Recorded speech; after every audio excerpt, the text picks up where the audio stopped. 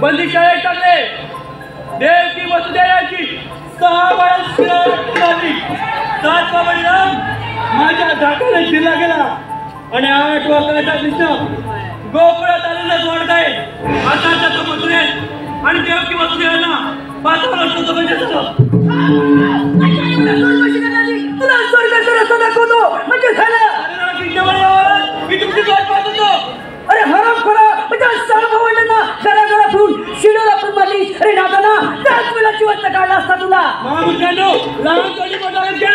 हे शोभत नाही तुम्हाला. कशाला होता या